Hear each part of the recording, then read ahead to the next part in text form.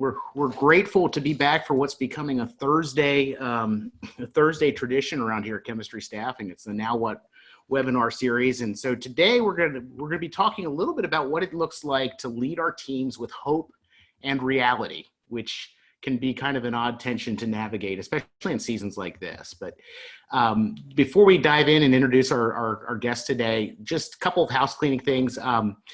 We will be sending out a recording of this to everybody with all the links that we add and some more information about our guests, Dan and Mike, a little bit later today. So if you have not registered for this, you probably want to go to chemistrystaffing.com/virtual and register now. Also, you know, while you're playing around on the interwebs, go ahead and check out chemistrystaffing.com/COVID-19 just to see some of what we're offering during this season for church leaders who are navigating just this brand new reality. So today, Todd and I, we're really excited to be joined by Dan Reiland and Mike Bonham. So let's talk a little bit about who our guests are. So Dan Reiland is the executive pastor and chief of staff at 12 Stone Church. He's also a leadership coach and a consultant, and he's an author. And his latest book, which is Confident Leader, Become One, Stay One, was released earlier this week. So you've been kind of busy, Dan. Been busy. It's been good. Yeah, cool. So also joining us, and Todd has his copy. So mine must have gotten lost in the mail, but that's okay. Mike Bonham was an executive pastor for over 10 years after leaving the business world. He's the author of 4 books on leadership, including Leading from the Second Chair, which was huge in my life as an XP. So thank you for that, Mike. Also has written Leading Congregational Change. And he comes alongside churches and loves to help leaders in churches figure out and reach their God-given potential through his work in strategy and consulting. So Mike, thanks for joining us.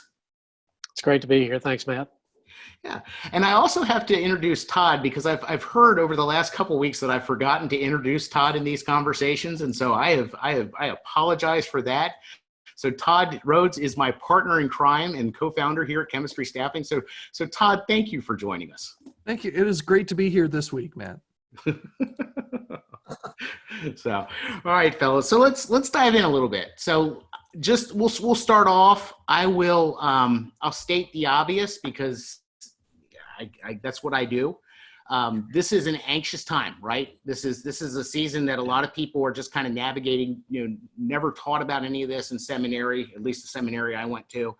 And so what we've heard, Todd and I, in the conversations that we've had with the churches we're working with, or we have pastors that are exhausted, they're overwhelmed, they're tired. And so here's my question for you guys. As you work with your own team, Dan, or the churches that you're partnered with, and Mike, and the churches that you're coaching, what do you say to pastors that are currently feeling overwhelmed? And what are you saying to pastors who are trying to care well for an overwhelmed team? I'll let you guys duke it out to see who wants to go first. This is always the awkward part, right? I'll jump in because I think those are both important questions, but I think they're separate questions, and I think there's actually tension between the two questions, Matt. Ed Stetzer and Exponential just came out with a new survey this week that said that 60% of pastors say that they're working harder now than they were pre-COVID-19. Yeah. And pretty much everybody I've talked to and that I work with is talking about just the same thing that you said, how exhausted they are.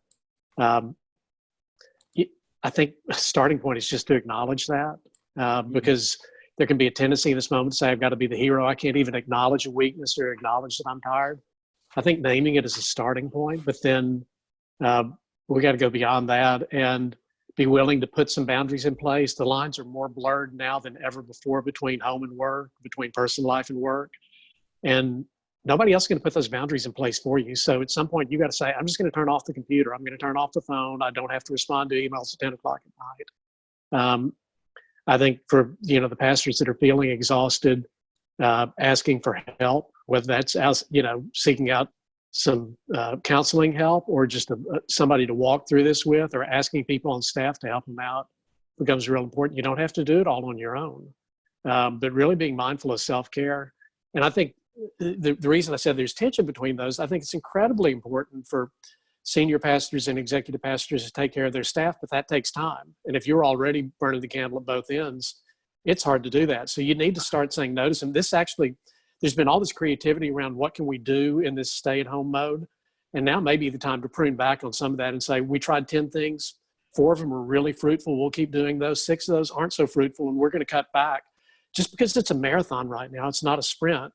And as I cut back on those things, then I've got some time to reach out to staff and take care of them because, some of your staff members are trying to do homeschooling while work their full-time job. They're trying to, they're incredibly anxious about a parent who's in a nursing home and they can't even get to see them. And so I think spending the time to really provide some pastoral care for staff becomes one of the most important jobs you can do right now.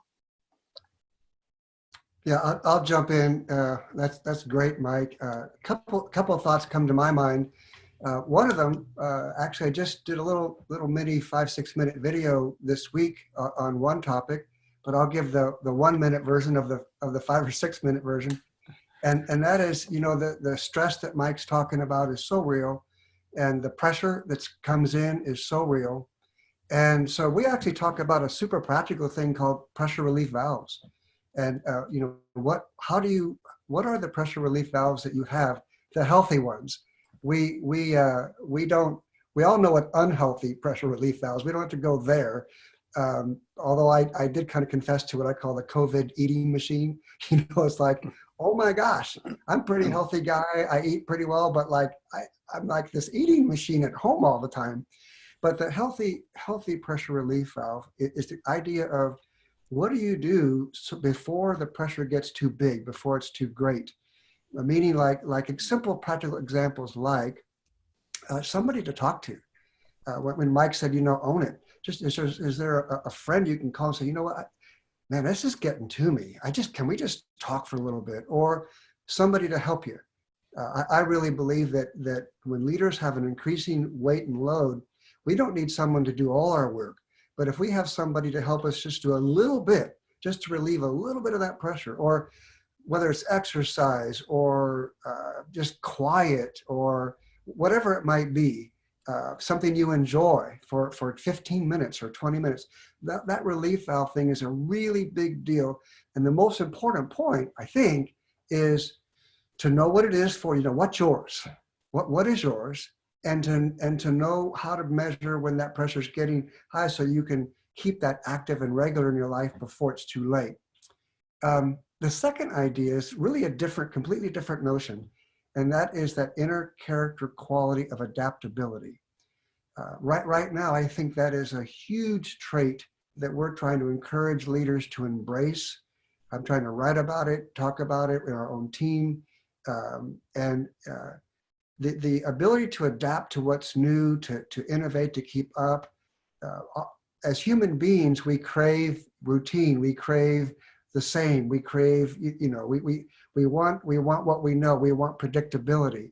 And even though this is what's really interesting, even though we've never actually had predictability, we're in charge, but we're not in control, but we think we are. And now that we know we're not, it affects us differently. So the idea of just being able to adapt, or let me flip it the other way and say it this way, the idea of resisting just digs a deeper hole. If you fight what's happening, if you fight change, if you go, I just wanted to go back the way it was. Well, it's not. and so being adaptable is really important. Yeah. Yeah. Great points. Mike and Dan, Daryl just popped in a question. Always like hearing from Daryl, but I don't know if you guys saw it or not. He said that he had a church telling him that they were going to actually adjust vacation time down for the remainder of this year. And he said, I strongly advised them against that. And what Daryl's looking at his church is actually, he said he would like to add more forced spiritual retreat days. I don't know if you can force that or not, but I think it's something you can highly recommend. What do you guys think as far as best practices, as far as helping to achieve that balance with your staff members? Here's what we're hearing, guys, is that some pastors feel like there are certain members of their staff that are we always say either leaning in or zoning out. So you've got some staff members that deal with it one way, some staff members that deal with it another. Some are like to the point of exhaustion. Others are to the point of, I just don't know what to do, so I won't do much of anything. What are you guys finding as far as balance? How do you work with both of those different kind of personalities and staff members? Dan, start with you. I'll put All you right, on the hot seat. start with me. Okay. Well, we're finding the same thing in the churches that we're talking to across the country. Kind of almost three groups. You know, the one group, I don't know the percentages. Call it 20%, something where they're working. Oh my gosh, two jobs. It's Then there's that bigger middle, the majority who they really want to work. They love their church. They love their job. They really want to. And they're like, give me something to do. I want to be in. Because now I can't do my regular job. And I think, in terms, I don't subscribe to that, less time off thing either, because for the people who really want to work, but do what, that's its own kind of stress. That's its own kind of inside. Then there's a very small percent, what you call zone out or something. That I don't know that we focus there so much, but it's looking at that big picture. So what's the thinking? What's the do what? I think it's like, I wouldn't put energy into that small group that's zoned out. I would put energy into the big middle that says, I want to do something, and try to give them really legit projects, try to give them stuff that would be meaningful ministry. And then to the other group that's working way too much, I'd focus on getting them help. Yeah, and that middle group may be able to help the group that's working too much. Sometimes they can't. I mean, it depends on skills and background and temperament and all of that, but sometimes they can. And so trying to find creative ways to do that, I agree 100%, Dan. The one thing I'd add about the group that's zoning out is, I don't think this is the time to start doing performance improvement plans for somebody that's you think is slacking off. It may be something you take note of, in 6 months or 12 months down the road, you deal with it. It may be worth at least a little bit of attention just to wonder why they're zoning out. I mean, there may be some real crisis going on in their life. And, going back to Matt's original question about how do you care for staff, if the appearances are zoning out and the reality is there's a crisis, then we need to be attentive to that. If it's just because they're taking advantage of the situation to slack off, that's a whole nother matter. And in that case, it's not worth my time and energy, to try to deal with it right now. Not right now. Yeah. So Dan, you mentioned earlier about trying to help create some adaptability in your team and help encourage that. How are you guys doing that? I mean, how do you encourage that? It sounds like you're giving people the opportunity to work on some projects in that middle group, but how else are you encouraging that adaptability and that resilience in your team? We're really just beginning to communicate the big picture thought there. And the big picture thought is this probably isn't the best way to say it, but the worst thing we can do is to have passion within us to rush back to church and set everything up exactly the way it was. That's probably the worst thing we can do. Now, who knows what God wants or what the culture will expect? We may go back to 40% or 50% or 70%. That's not the point. The point is to don't rush back to make everything just like it was. Let's rush back to innovate. Let's rush back to listen. Let's rush back to see what culture wants. I think personally, people are going to crave live community. But they're never again going to dismiss digital online, because the Sunday morning jammies service eating pancakes that's just too much fun, and that's never going to go away. So I think the adaptability thing is, what is it from the past we need to bring forward? What is it from the now that we extend? And third, what is it from the now that we innovate and make better? That's the concept we're going to work with in our team, those three questions. Yeah. So Mike, I want to hear your thoughts on that, but I want to circle back and just kind of give you guys a heads up. I'm going to ask you also, what are we thinking are the things that we keep on the other side of this, and how do things change? And I know nobody's got the answer to that, but Mike, what are your thoughts on some of that as well? No, I like what Dan said about adaptability. I think the other question that I think that we can and should be asking and this, everybody's falling out at a different place on a spectrum right now in terms of how, I think we said before we started, no one really knows what the future can look like. Whoever tells you that they do know is I question their judgment. But that doesn't keep people from having all sorts of perspectives. And there's definitely a group of people, and you probably find them in any of your churches, on any of your staffs, that are thinking, okay, look, 2 more weeks, 4 more weeks, 6 more weeks, whatever. I mean, pick a time period. And we're going to go back into just the way we were, almost exactly the way we were before. And so, at least for that group, I think one of the questions that can promote, can encourage adaptability is just say for just a minute, what if? Let's for a minute assume that you can't go on the youth mission trip this summer, that you can't have a vacation Bible school this summer, that you won't be allowed to, or that you will be strongly discouraged from gathering in worship settings with more than 100 people present. Then what? And just for those, now some people are way down the path of thinking or asking those questions already, but for those who are assuming we're going to go back to just the way they were, starting to frame up those sorts of questions forces you into some questions that will promote adaptability. So, some of the people I've talked to have been talking about, we're going to do a virtual vacation Bible school, or we think that we will be able to assemble in very small groups. So we're going to go back to the old idea of a backyard vacation Bible school, but we're going to integrate in some technology and some video components with that. I think that's the kind of really creative stuff that gets me excited right now, that's a little bit of the old and some of the new getting mixed in with it. Well, I think that's great. And I know 4 of us here are kind of lean into being more on the innovative side.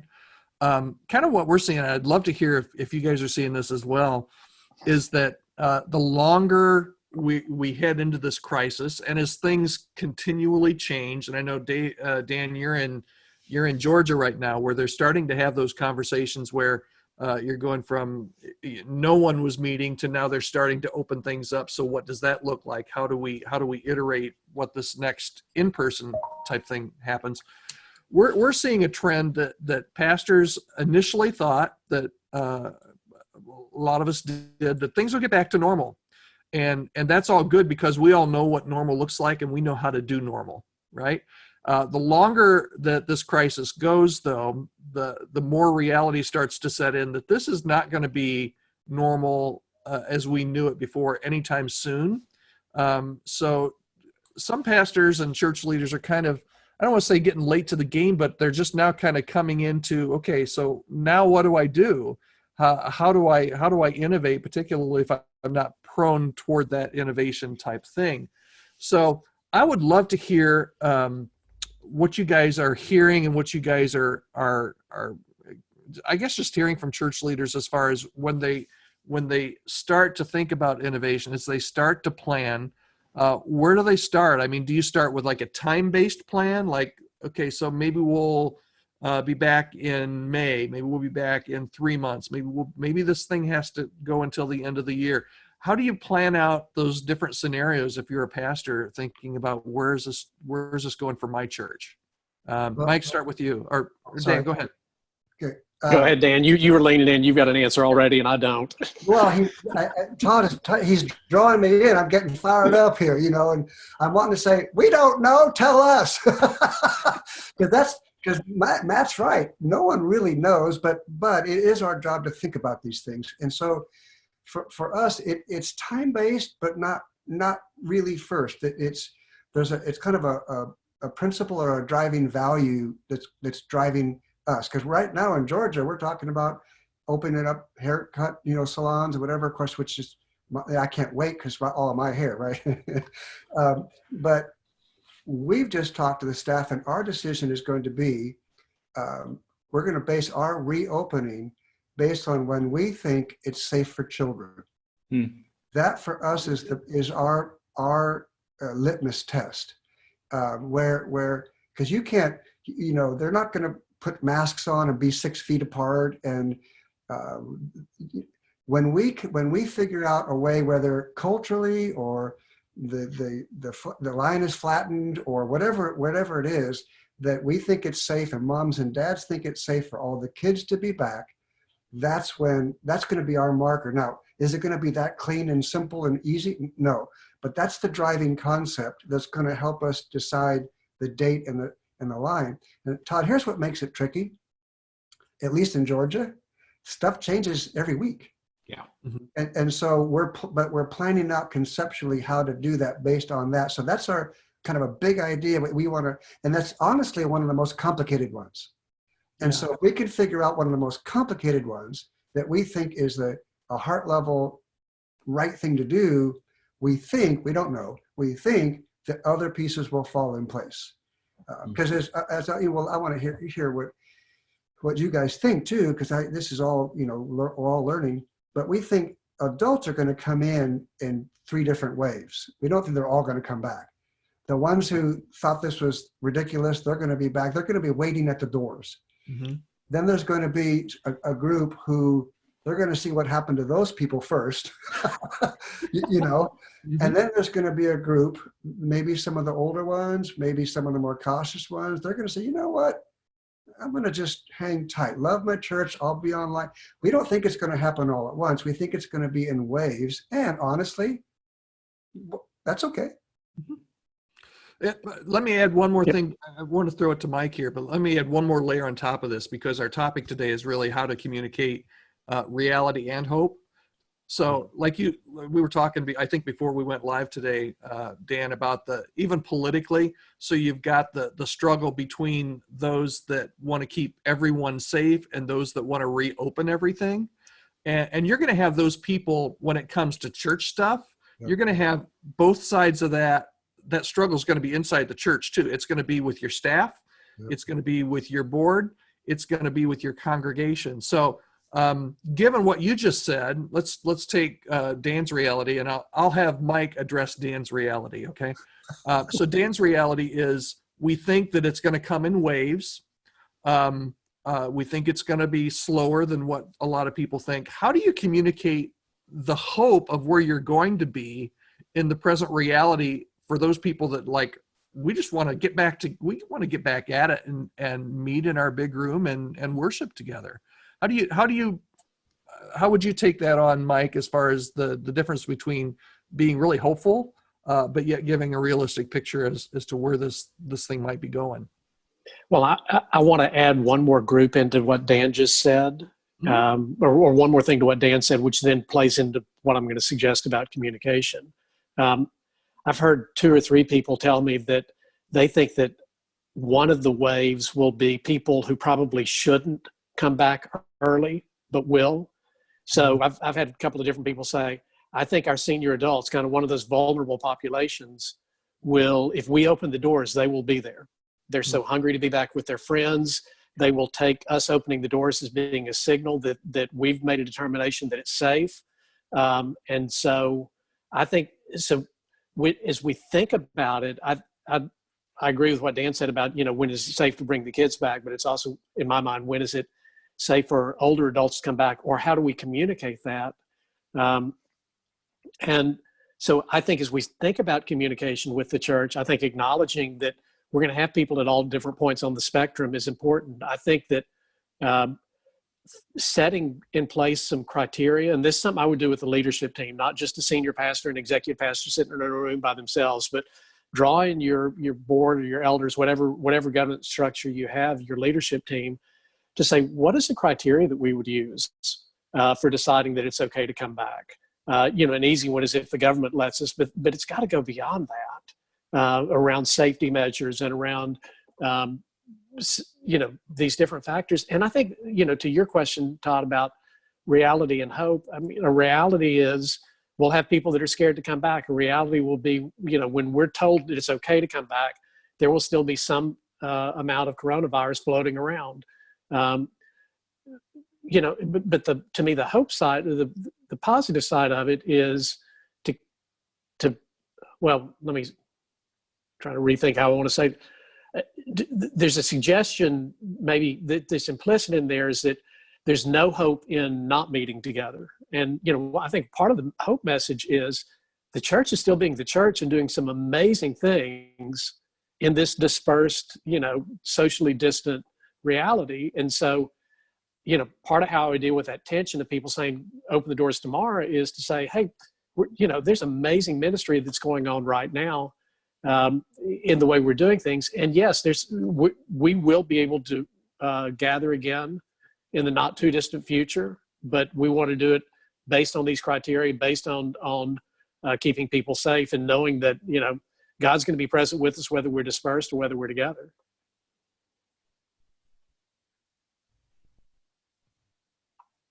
That's good. I think if I can, there's a number of questions that are popping up here, and really want to kind of dive into them, because I think some of them are focusing on what looks different on the other side of this. And I promised you I was coming back, after I gave you a little time to think on it. So one of the things that we're thinking that you guys mentioned earlier is, church is not going to look the same on the other side of this, probably shouldn't, right?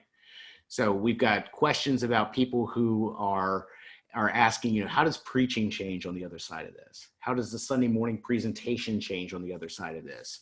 What does, what does it look like to do kids ministry on the other side of this? What do we keep? What do we shed? And again, nobody's got the answer, but as you guys are currently thinking through this, what's your best guess? That's unfair, I know.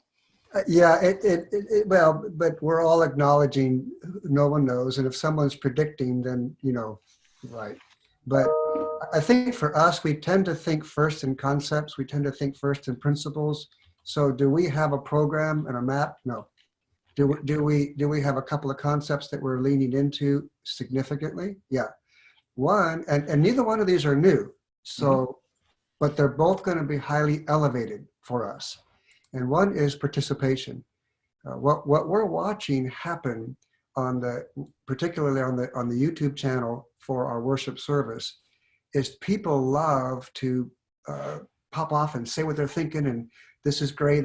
There's an engagement that they really like. Yeah. And so we want to figure out. Actually, I just said the second one, but that participation is I think it's a big deal for us to figure out, particularly in larger churches, how do they participate more? And the second one is engagement, which of course, that's not a new idea, but it is new to say, we want to live it at another level. We want to, this is I'm going to give something that's very commentary oriented. Again, it's not the thing or not law or anything, but a lot of people have gotten really excited about the attendance online. And that's great. I get excited about attendance too. But I'm disciplining my thinking to say that's great, but it has to be all about engagement. And so we're going to double down on both participation and engagement on the other side before we get there and get all caught back up in, yay, we're back, this is awesome. Because you know how busy we all get. Once we're back, we won't have that. So this is an opportunity for us to say, in whatever church you're in, what you guys think, men and women leaders who are on this team here on the chat, is whatever you think about participation and whatever you think about engagement, now is the time to figure out how you want to elevate that. Mm. Yeah, I agree with what Dan said. And I'll go down into a couple of just, I think, possible practical realities that get below the conceptual level. And who knows? I mean, I don't have a crystal ball, but I think that for mid-sized and smaller churches that either were not online at all with worship or that were, barely online, to think we're going to, quote, go back to normal, and that means we're going to not do that anymore, is a mistake. My church, which I'm part of a church plant that's about 5 or 6 years old. So we were streaming on Facebook Live, really simple, beforehand.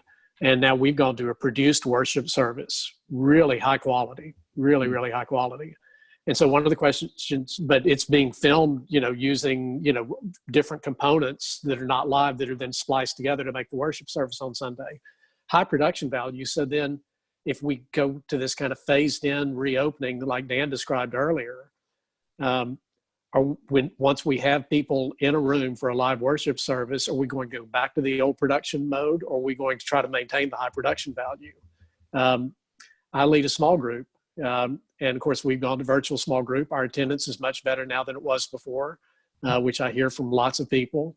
I can't wait to be back in person with that small group, but I've wondered, the Zoom is such an easy way, or whatever video platform you use, to check in instead of just our weekly meeting on Sunday, which, I'm sure attendance will drop off after a while because, like Dan said, people get busy. Well, we add in a midweek virtual check-in because that's easy to do. We could do a 30-minute check-in. How's your week going? Just as an extra discipleship tool. I wonder how, on the other side of this, we can take the hunger that people have felt for human connection and use that to really engage people much more deeply. I don't have an answer for that, but we need to be thinking about it. I know that.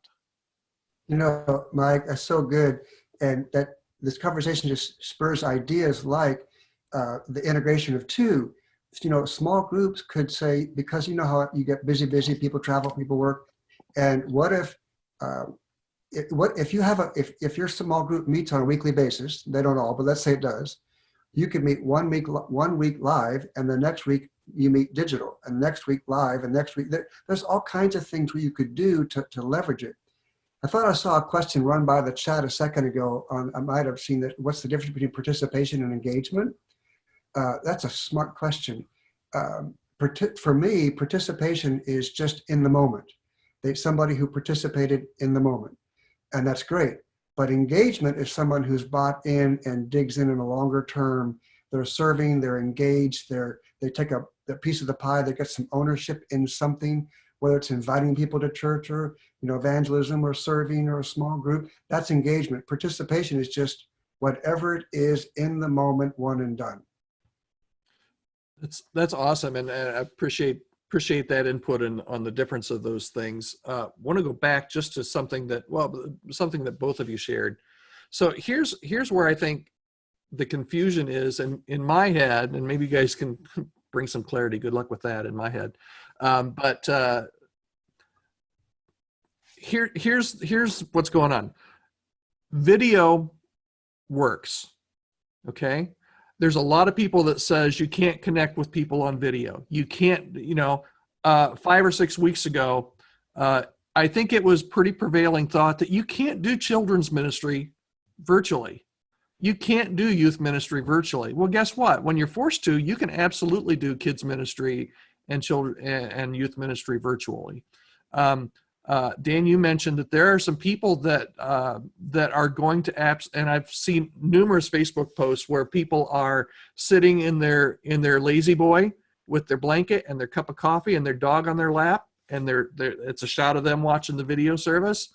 Some people are going to like that. Now, that doesn't mean that they won't come to your Sunday service when everything opens back up, but it might mean that they maybe sit home and watch the online service for 2 weeks or 3 weeks out of the month and only come one time a month.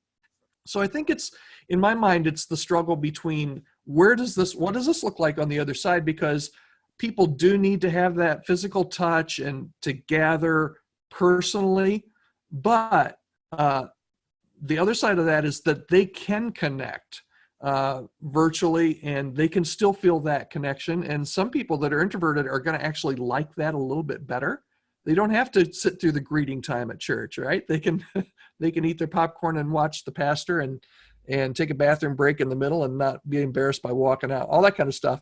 So I guess what I'm saying is, so there's the engagement is different and the participation is different. How is this going to, what are you guys thinking, Dan, at 12 Stone, as far as, my feeling is you got to have to do, and you mentioned it, you have to do both and for a while. And Mike's point was great as well. I think this is so you've been doing the online and you've been doing it differently. thankfully, a lot of churches aren't just, preaching to an empty room. They're actually making it more personal. But now comes a time where you're phasing in the in-person, but at the same time, you have to keep the online. I think the online, like you said, Mike, is not going away.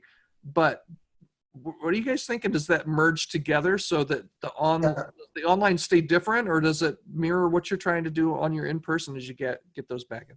Sorry, that's long-winded, but a lot in my head. No. That's not the long-winded one. But I think that it is both, and I think we just have to be really clear about why the reason somebody would come. In other words, giving them a reason to do both. Yeah. I don't know if this is a good illustration or example, but let me take the difference between going to a concert live. Pick your favorite band or singer or whatever. Going to a concert live and listening, on Spotify or something. They're both incredibly valuable. Everybody wants both. But people in their minds, they have a reason to go to the concert. There's something about being there. There's something different about being there. There's something, and that's just in the secular, that's just in the world. There's something, when you talk about the supernatural realm, there's something about being there. And the same thing is true on the digital realm. It's great to have that personal, I want to be here. I'm going to do it this way. This is my crew. This is my small group. We're chatting here. I think when we clearly communicate the reason and the why for the both, and then like we talked about earlier, we're a little bit, just 51%, just a little bit more on engagement over attendance. I think those two things become powerful. Very good. Mike, any thoughts on that? No, I agree with what Dan said. I think as long as we continue to uphold the value of engagement, I think a lot of the rest of it takes care of itself, right? I wouldn't throw stones at the person who says, thanks for opening the doors, but I'm still going to watch the worship service in my lazy boy. I would hope that we have some things in place that would make them say, while it was comfortable in my lazy boy, gosh, I really would rather be there. What makes it, I love Dan's analogy, the concert. What makes a person choose to go to the concert? There's something there. I want them not to come to live worship out of obligation or guilt or whatever else, but because there's something tangible there. I want them to say, well, even if I've chosen to continue to worship digitally, I know that I need to be around people, and so I'm going to participate live in a small group or whatever else it may be. Those measures of engagement that Dan was talking about earlier.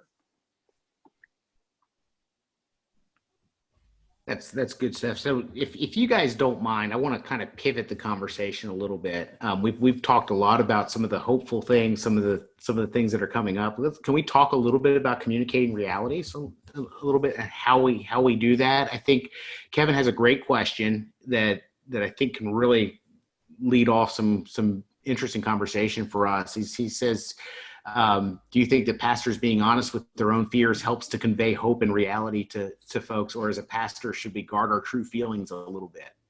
And so let me expand on that a little bit if I can. There are some churches that are really nervous about their financial situation.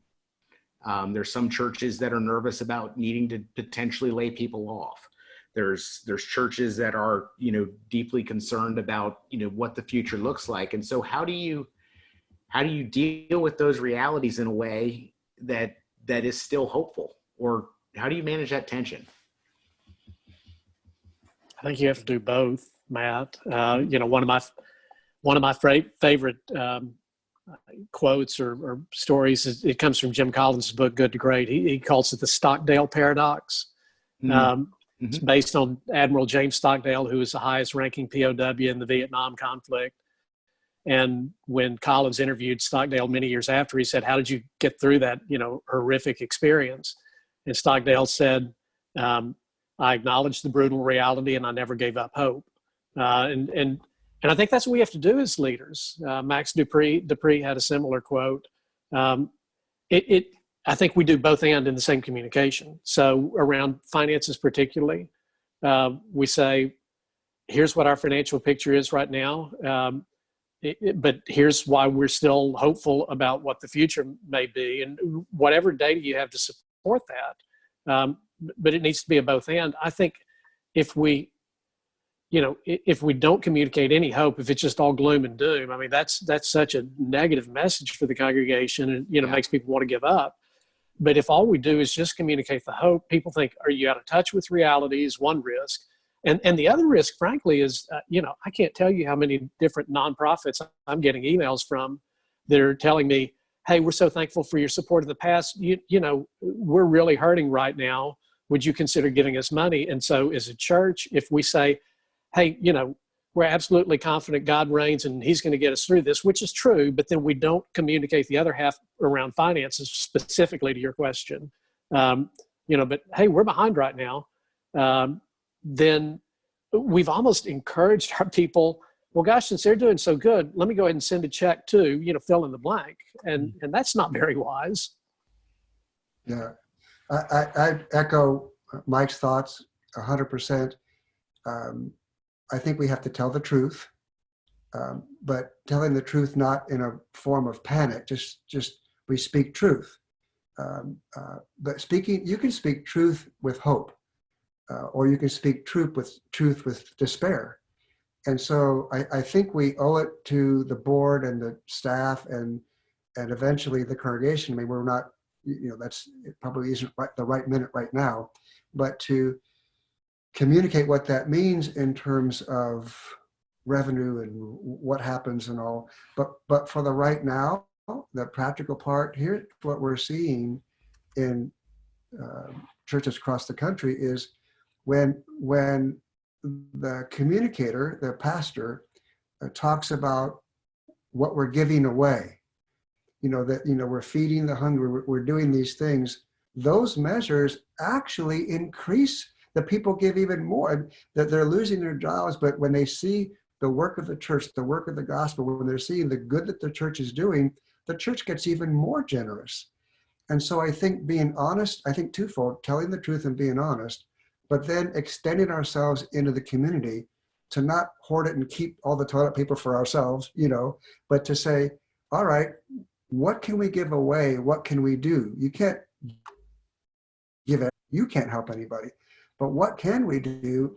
I think that sort of abundance mindset, that kind of generosity thinking, actually, the kingdom fuels itself and we help even more people. That's good. That's good, Dan. Because I've been really encouraged. And I think people do want to know how they can help and what they can do right now. And so I get really jazzed up about the church that I hear that's, they're organizing a food drive to support the local food bank. They're, putting together backpacks for the schools that they've been in partnership with to deliver to homes. They're, they're opening up their kitchen for a caterer to use to make meals to take to medical, healthcare professionals. Those are exciting stories. And that makes you excited to be a part of that church. And like you said, then you want to support the ministries of the church. Yeah, we've opened up our campuses minimally, but to make the medical supplies, the gowns, the masks, all that kind of stuff. And you have people coming in and they're all suited up and they're masked, but they're fired up to do that for the medical community.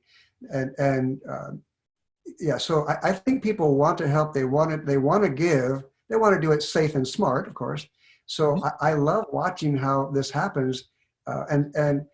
Todd, back to what you were saying before, I think we have to be careful not to rush back to safe and comfortable. Yeah. But to say, all right, this is how the body of Christ works. This is who we are at our best. How do we continue that? Mm-hmm. No, that's great. And I want to take it just a little bit further. So, obviously, Matt and I are the founders here at Chemistry Staffing. So we have a lot of what's going through our minds is, okay, what does this mean long-term on the other side of this? And even in the middle of this for churches and how they handle both finances and staff. Mike, you mentioned some of Ed Stetzer's research that came out earlier this week. There's a really interesting piece on that I think speaks to the hope and reality piece, is that he said that only 9% of church leaders right now are concerned that they're going to have to lay off staff, which I think is incredibly good and positive. But he also then he breaks it down as to how actually giving is so far, kind of 6 weeks into this. 11%, according to Stetzer, say that giving was down 50% at this point. 24% say that giving's down at least 25%. So there's a large number of churches that are going to have this reality versus hope and how they're communicating. My selfish question as somebody who works with staffing is I'd love to pick you guys' brains on what does this look like for what would your advice be to churches that have to tighten their belt during this time? If giving's down 25 or 30% and half of your costs are going to staff, there's going to have to be some belt tightening in some churches. How would you, what advice would you give to churches that are right in the middle of really trying to make some really hard decisions budget-wise? And then on the other side, these are two totally different questions, sorry. On the other side of this, how do you think this looks for churches when they hire staff? Are they going to be looking for different skill sets? Are they going to be looking at just hiring? Mike, you mentioned that production and technology jobs right now are like you're golden right now. Is that going to be a trend kind of going into the future? Dan, I'll throw it to you first on just what you think this is going to mean for staff. Well, And again, we don't know, right? We don't know. But it really varies from environment to environment.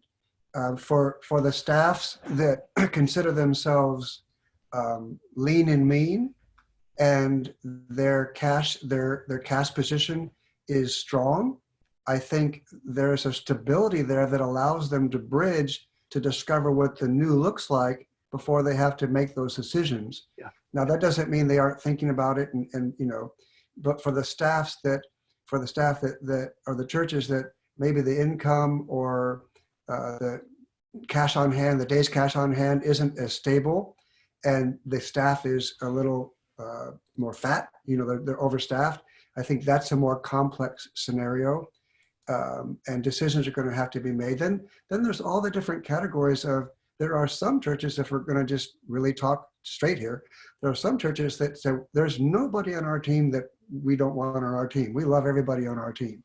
Yeah. There are other churches who, I was listening to some podcast the other day, somebody saying that they've had a lot of decisions that they've not made, that they should have made for months and months, and now they're going to be forced to make them, which is never a good place to be. Yeah. And so there's just some critical things that are happening to help, that are going to kind of reposition churches for the new and the next. I think it's going to, so what is the other side? Let me get to really what you're asking. What does the other side look like? I think we're going to hire new people, slower, wiser, more thoughtfully, more careful, because no one likes to have to lay people off or let people go. These are people we love, we do life with, the church and all the churches we're talking to. So I think it's going to be really careful, really thoughtful, a little slower on the hiring side. But then opportunistically, I think there's going to be new ideas, new ministries, new jobs opening. I wish I could tell you what they are, Todd, but I don't think we know what they are. Really? Yeah. Yeah. Yeah. I like the quote that we've got it on our website in one of our posts. It says, cutting staff is like operating on yourself with no anesthetic. Yeah. I don't know that there's anything for executive pastors and senior pastors that's more painful than having to have that conversation. So anyway, Mike, thoughts? Yeah, well, just back to on the communication piece of it. I mean, I would keep in mind that a lot of the people you're communicating with are not necessarily financially savvy, and probably some of the people who need to be doing the communication are not financially savvy. So really figuring out a way to put the message around finances and the implications for staff into a way that's easily understood. So for example, I mean, Dan talked about how much cash on hand. Somebody needs to be doing the financial analysis that says, here's our worst case scenarios. We can project it right now. And so this is, before we would get to the point of cutting staff, we can go, is it 1 month? Is it 3 months? Is it 6 months? Because if I'm a scared staff person who's not financially savvy and hadn't paid attention to, the church's finances, I'd be really scared. And so that message would either help me know, okay, I have right to, I have good reason to be a little bit anxious right now, or maybe I shouldn't be so worried about it right now based on what they're saying. I think that becomes an important part. And then I think, to the other point that Dan made about in some cases, you got a great staff, across the board, in some cases, not so great.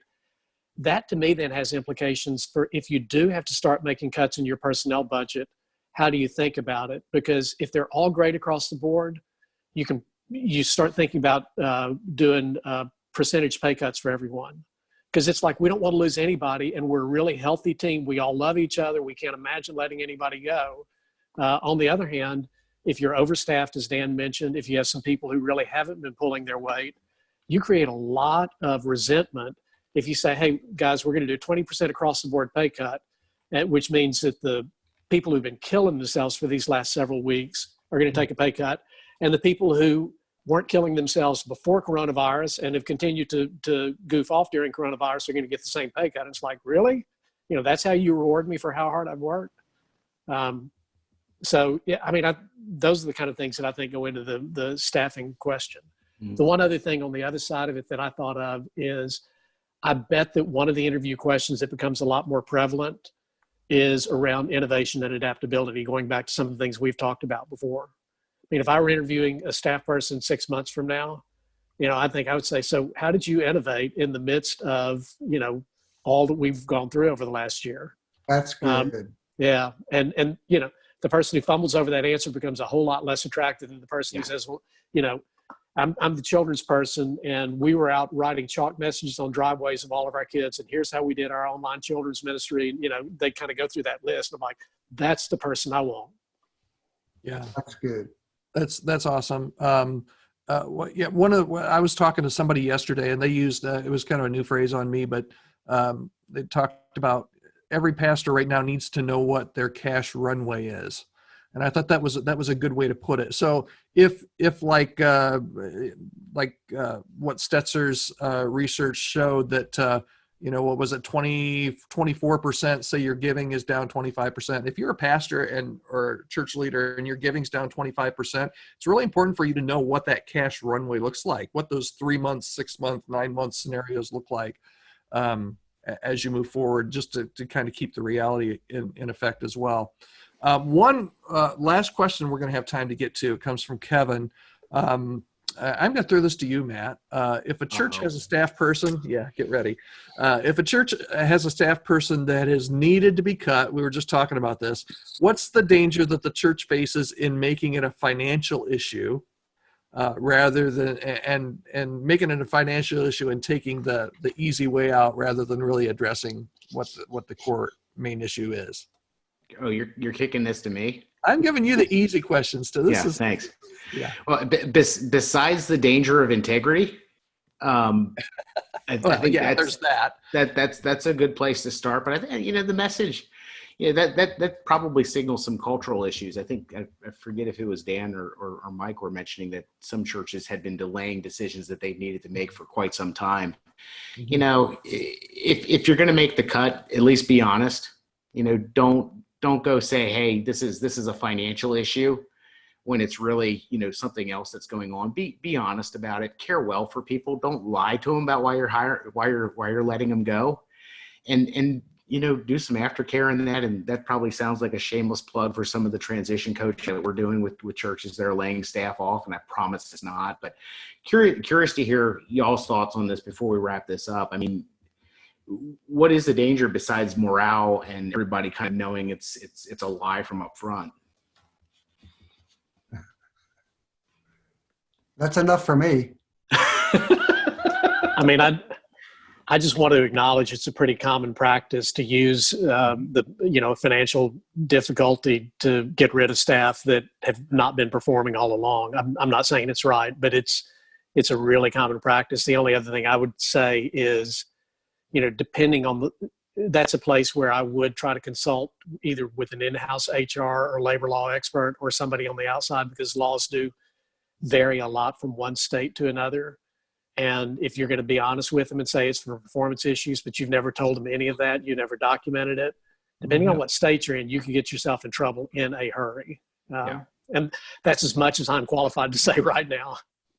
Outstanding. No, I would just add one thing, Matt, and I think we mentioned this before, is that particularly those on your team, those on your staff know what the deal is, and they're watching you, and they're watching to see if you deal with this with integrity or not. And I would just say the way and so there's going to be some of that where churches and pastors are going to let go of pastors and staff members that they've been wanting to for a while and use this as an excuse. On the other side of that, there's going to be decisions that have to be made where we have to let go somebody that we love, and man, we don't want to see this person go, but we have to because of this crisis and because we can't do it financially. I would say in either of those two scenarios, eyes are on you. How you manage this, the amount of integrity and honesty that you show, the amount of love and concern and care that you show will not only be reflected or be seen by your staff, but also by your board and also by your congregation. You got to remember, when you're letting go a staff person, you're letting go a staff person and a family, but you're also letting go a ministry partner that possibly hundreds of your congregation and volunteers are vested in. Man, they love these people. And if you don't show that same kind of care and concern for them when you need to make this really hard decision, there are going to be some negative ramifications. You got to think through that, and you got to do the right thing. Don't take the easy way out. You got to make the tough call and communicate the tough language if you need to. Yeah. Well, thanks, guys. Thank you so much. I know we're coming up to the bottom of the hour, and I'm so grateful for the time that you guys have invested in the churches that have tuned in, the church leaders. Absolutely. Thank you so much for that time. Just as a reminder, I'll be sending out later on an email with a link to this, to the full video, as well as resources and links to both Mike and Dan's books and their website, so you can learn more from them in the days to come. And Dan's book just came out. Got to get it. It's great. Thanks, Todd. Couple of things just to give everybody just a heads up on. Next week, we're going to be continuing the Now What series, talking more about communication. How do we do communication well as a church in this season? How do we communicate with not just our congregation, but the world around us? Really excited to have Katie Allred and Brady Shearer join us to be part of that conversation. So we hope that you'll come back and check that out. You can register at chemistrystaffing.com/virtual. And we're also, we've recently launched our first batch of virtual strategy labs, where we're going, and this is tuition optional because we know the reality of the situation that we're in, but we're taking churches through a season of figuring out how do we gain momentum coming out of this current reality, so that when we can hit the ground running when things get closer to normal. Maybe that's the way of putting it. And you can learn more about that at either at chemistrystaffing.com/labs. But Dan, Mike, thank you again so much for your time today. We're grateful for your wisdom and the time that you put into spending with our leaders today. You bet. Thanks, you guys. It's been a pleasure. Always enjoy it. You guys be good. Yep. Thanks. You too. See you guys. Bye-bye.